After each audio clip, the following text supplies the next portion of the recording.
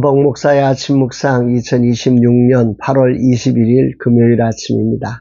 오늘은 사도행전 18장 24절로 19장 20절 말씀을 통해서 성령이 이끄시는 교회의 연합과 조화, 이런 제목으로 말씀 묵상의 은혜를 나누겠습니다. 어제는 소중한 한 분을 깊이 생각하고 어떻게 사랑해야 할까를 놓고 기도하는 시간을 가졌습니다. 한 사람을 사랑으로 섬긴다는 것이 참 쉽지 않다는 것을 나이가 들수록 많이 느낍니다. 그동안 사랑이란 이름으로 사람을 무시하고 소중히 여기지 못했던 나의 죄악들을 회개합니다. 오늘은 2026년 상반기 라마나요 선교 회개 감사가 있는 날입니다. 늘 사랑과 헌신으로 섬겨주시는 감사님의 수고에 주님의 갚아주심이 있기를 기도합니다. 지난 16년간 감사님들의 사랑으로 섬겨주시는 수고를 따라 우리는 투명한 재정관리를 해올 수 있었습니다. 저는 마음으로만 재정을 투명하게 하려 했지만 어떻게 하는 것이 투명한 재정관리인지도 모르고 시작했습니다. 하지만 감사님들께서 어떻게 하는 것인지 친절하게 우리의 눈높이를 맞추어 조금씩 발전할 수 있도록 지도해 주셔서 여기까지 올 수 있었습니다. 깊은 감사를 올려드리고 수고해 주신 회개를 담당하셨던 모두에게도 감사를 전합니다. 이날 주님은 어떤 말씀으로 인도하실까? 오늘 본문은 바울의 3차 전도여행의 핵심 지역인 에베소 사역의 이야기가 전개되고 있습니다. 바울은 2차 전도여행 말미에 잠시 에베소에 도착해 회당에서 말씀을 전했고, 에베소 사람들이 그곳에 머물기를 요청할 때 만일 하나님의 뜻이면 너희에게 돌아오리라 약속하고 이곳에 브리스길라와 아굴라를 머물게 하고 떠났습니다. 21절 보면 작별하여 이르되 만일 하나님의 뜻이면 너희에게로 돌아오리라 하고 배를 타고 에베소를 떠나. 하나님의 뜻이면 바울은 전도여행을 통해 방향을 전환했습니다. 자기가 원하는 곳이 아니라 하나님이 열어주시는 곳으로 가야 한다는 분명한 사실을 깨달았기에 붙잡는 그들을 향해 이렇게 말할 수 있었던 것입니다. 그리고는 3차 전도여행이 시작되자 그는 갈라디아와 부르기아 땅을 다니며 그간 전도하고 세운 교회들을 방문하여 그들을 굳게 세우는 사역을 감당합니다. 그리고는 바울 사역에 가장 오랜 기간 머물며 말씀 사역을 하게 된 에베소 사역의 절정을 보여주고 있습니다. 다시 말하면 에베소로 그렇게 오게 되었던 거죠. 하나님의 뜻 가운데. 이 에베소 사역을 살피려면 에베소 지역에 대한 이해가 좀 필요한데요. 에베소는 로마 제국의 소아시아 지역 수도라고 불릴 만한 거대한 상업도시였습니다. 그리고 이곳에는 세계 7대 불가사의 중 하나인 아데미 신전이 있는 우상 숭배와 마술의 중심지였습니다. 이 말은 세속문화가 최고로 발달한 곳이란 말이고 우상 숭배가 만연한 도시라는 거죠. 따라서 에베소 사역의 초점은 이런 세속문화의 화려함 속에서 우상 숭배가 만연한 속에서 복음이 어떻게 그곳에 정착하고 교회를 세워나갔느냐라고 하는 부분입니다. 성령이 이끄시는 사역의 특징은 절대 혼자가 아니라는 것을 주목하게 됩니다. 하나님께서는 바울이 에베소에 오기 전 평신도 사역자인 브리스길라와 아굴라를 먼저 거름처럼 그곳에 심어두셨고, 이어서 성경에 능통하고 언변이 좋은 아볼로를 파송하여 복음의 토양을 기경하도록 그렇게 하셨음을 오늘 본문을 이렇게 묵상하면서 깨닫게 됩니다. 24절에 보니까 알렉산드리에서 난 아볼로라 하는 유대인이 에베소에 이르니 이 사람은 언변이 좋고 성경에 능통한 자라. 한마디로 아볼로는 성경에 능통하고 탁월한 웅변가로 지식적으로 예수가 그리스도이심을 잘 가르치는 사람이었다는 말입니다. 이에 브리스길라와 아굴라가 평신도로서 아볼로를 섬겨 복음을 더 정확하게 가르치게 하였다고 합니다. 28절 보니까 26절 보니까 그가 회당에서 담대히 말하기 시작하거늘 브리스길라와 아굴라가 듣고 데려다가 하나님의 도를 더 정확하게 풀어 이르더라. 바울에게 훈련받은 평신도 부부 브리스길라와 아굴라가 이 위대한 사역자를 데려다가 십자가와 성령의 도를 정확하게 풀어서 가르쳤습니다. 생각해 보십시오. 당대 최고의 학문도시 알렉산드리아 출신이자 탁월한 웅변가인 아볼로가 어떻게 천막을 깁는 평신도 부부의 가르침을 겸손히 받아들일 수 있겠습니까?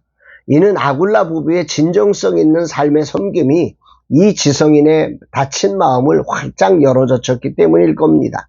바로 이것이 성령이 이끄시는 교회의 가장 위대하고 아름다운 연합의 모습입니다.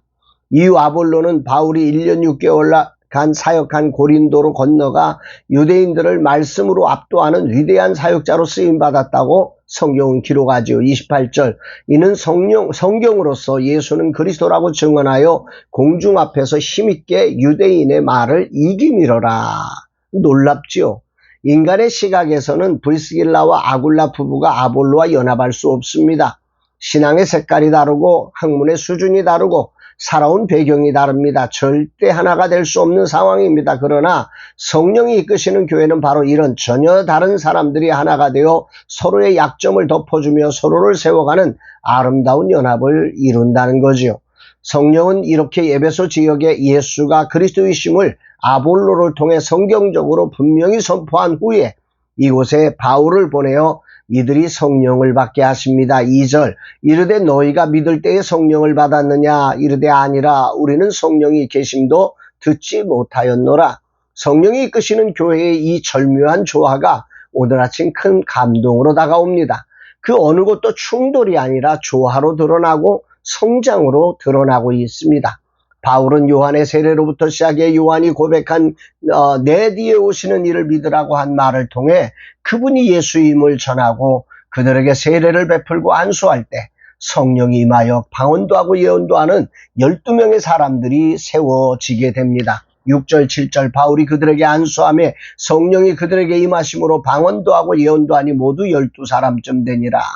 브리스길라와 아굴라 부부의 거름이 된 사역과 아볼로의 씨 뿌리는 사역 위에 바울의 성령의 빛으로 열매를 맺게 하시는 성령이 이끄시는 교회의 아름다운 연합이 바로 천국의 아름다움이 아니겠습니까?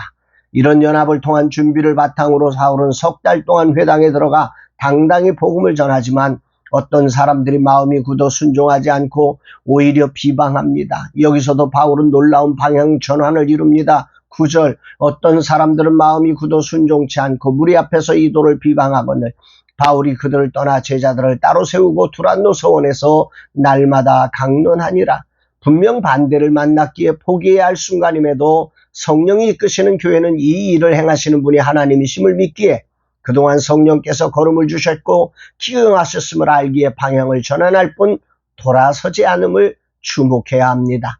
그곳에서 바울은 무려 2년 동안 사역을 감당합니다. 그 결과 아시아에 사는 유대인이나 헬라인이나 다 주의 말씀을 듣는 역사가 일어납니다. 이것은 과거 복음을 거절하고 바울에게 깊은 상처를 주었던 유대인들이 마침내 말씀 앞에 굴복하고 돌아오는 놀라운 치유와 승리의 사건이었습니다. 10절 두 해 동안 이같이 하니 아시아에 사는 자는 유대인이나 헬라인이나 다 주의 말씀을 듣더라. 얼마나 기뻤을까요? 성령이 이끄시는 교회는 바울 자신의 힘으로는 도저히 감당할 수 없는 일을 이루게 하십니다. 도무지 깨지지 않을 것 같던 유대인이라는 장벽을 넘어서자 성령은 바울을 통해 그야말로 놀라운 권능을 행하시기 시작합니다. 11, 12절 하나님이 바울의 손으로 놀라운 능력을 행하게 하시니 심지어 사람들이 바울의 몸에서 손수건이나 앞치마를 가져다가 병든 사람에게 얹으면 그 병이 떠나고 악기도 나가더라. 여기 수건은 바울이 텐트를 만들어 땀을 뻘뻘 흘릴 때 땀을 닦는 땀수건이고 앞치마는 거친 염소털이나 가죽을 자르고 꿰맬 때 허리에 두르던 두꺼운 가죽 작업용 앞치마를 말하는 겁니다. 그러니까 바울은 이곳에서도 이른 아침부터 더워지기 전까지 천막 만드는 일을 했고 이후에 남들이 쉬는 시간에 두런노 서원을 빌려 그곳에서 복음을 전했던 것임을 알 수 있습니다. 사람들은 바울의 그 땀에 찌든 낡고 더러운 수건과 작업복을 가져다가 병든 사람에게 얹을 정도로 바울을 통한 성령의 강력한 역사가 일어났음을 보여주는 거지요. 이렇게 강력한 성령이 이끄시는 능력이 나타나자 사람들이 이를 따라서 행하는 일도 벌어집니다. 그러나 성령의 능력이 그렇게 따라해서 되는 것이 아님이 분명해집니다. 15절 악기가 대답하여 이르되 내가 예수도 알고 바울도 알거니와 너희는 누구냐 하거늘 이 일로 복음은 더욱 왕성해졌고 심지어 마술을 행하던 많은 이들이 책을 모아가지고 와서 불사르는 일까지 벌어집니다. 무려 은 5만이나 되는 엄청난 우상의 책들이 불태워지는 것입니다. 그리고 그들은 이렇게 고백합니다.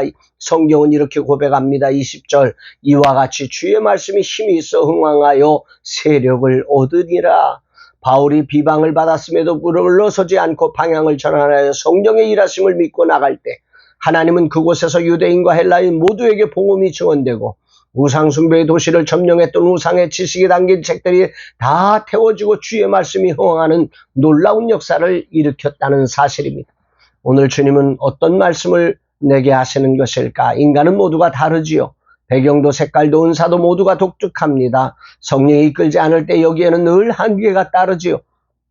바울은 유대인의 벽에 늘 무너졌던 사람입니다. 유대인은 바울에게 기도의 제목이었고 아킬레스건과 같았습니다. 그러나 성령이 임하시자 이 모든 벽은 허물어졌습니다. 이것이 성령이 일하시는 교회의 능력입니다. 그러나 이 놀라운 능력은 서로 다른 사역자들이 성령 안에서 연합하며 조화를 이룬 곳에서 이루어졌다는 사실을 깊이 묵상하게 됩니다. 나의 후반전이 진정 성령에 이끌려 이런 연합과 조화를 이루며 성령이 주도하는 거룩한 사역의 일원이 되기를 소망하고 기도합니다. 주님, 이 종을 인도하사 성령이 이끄시는 그 연합과 조화를 이루는 일원이 되게 하사 당신의 뜻이 이루어지게 하옵소서 고백합니다.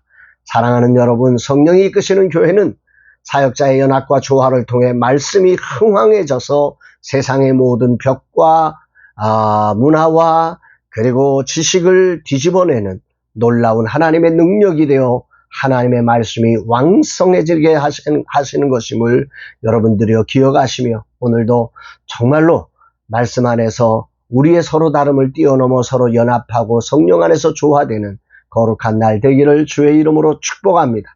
사랑합니다, 여러분.